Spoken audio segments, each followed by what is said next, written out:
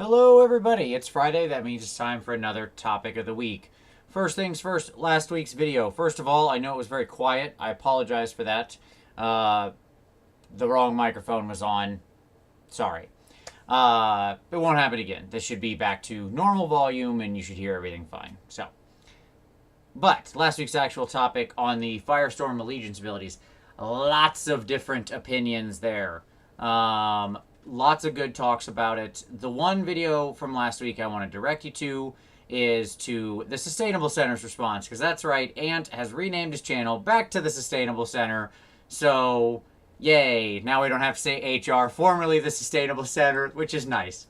So, Ant had some good and interesting thoughts about it, and he talked a lot about competition and painting and allegiance abilities and all this. He kind of went through a really long discussion of it, and it was really sort of, I like how he executed on it. Obviously, it's Ant's normal style of just kind of rambling, but it was a really solid ramble. So check it out.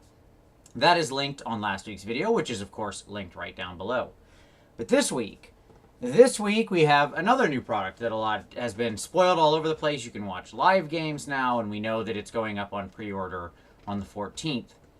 And that is Warhammer Shadespire. So Warhammer Underworlds, Shadespire, parentheses, gateway game / board game / fast pickup magic like X-Wing like, I don't know, something game. So that's what I want to talk about, because now there's a bunch of demo games that are out there on the internet. They're going to be playing it on Twitch some as well. They confirmed that they'll be doing battle reports for it. We've seen the armies. That is to say, we've seen spoilers of the first 4, and we know that we've got Fire Slayers and Skaven coming. I'm pretty excited about the Skaven, just because I'm excited to get new quasi-Eshin models. The old little rats they've aged. So I think that it's certainly interesting, and Tabletop Minions. Uncle Adam did a video about this today as well, and when he talked about it, he said when he first saw it, he wasn't sure he really liked it because it was very different than what he expected. And I think that's interesting because this is a very different game. This is quick.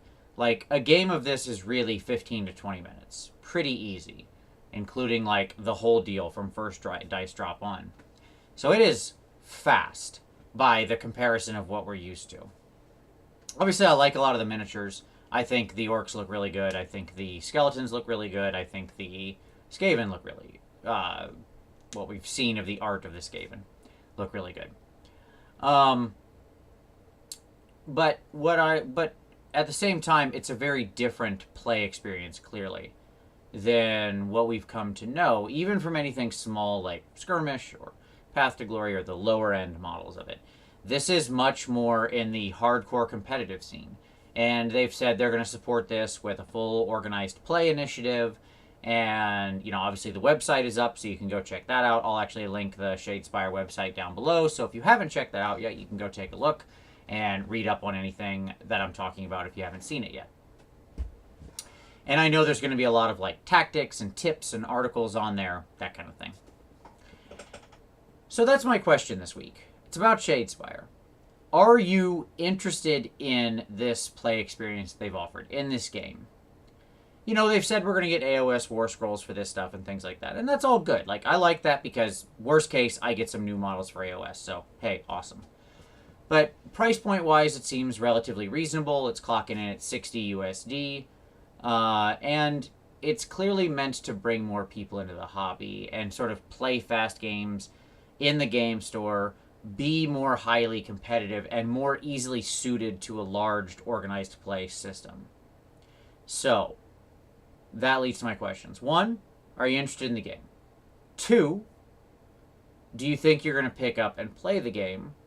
And 3, are you if yes, are you interested in playing the game in an organized play fashion? Would you go to the store for a Friday Night Magic style thing, but for this? You show up, maybe do a couple rounds, maybe there's a ladder, maybe it's a quick tournament like a Swiss style like Magic where it's, 4 or 5 hours and you do 5 rounds type of thing.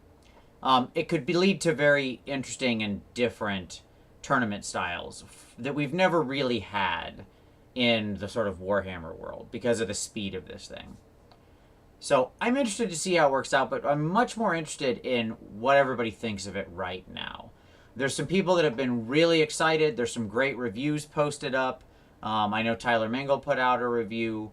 And I know that Ben Curry's talking about it on his podcast, and Dan Heelan's going to talk about it. And so there's a lot of people who are going to be talking about this in the next, month.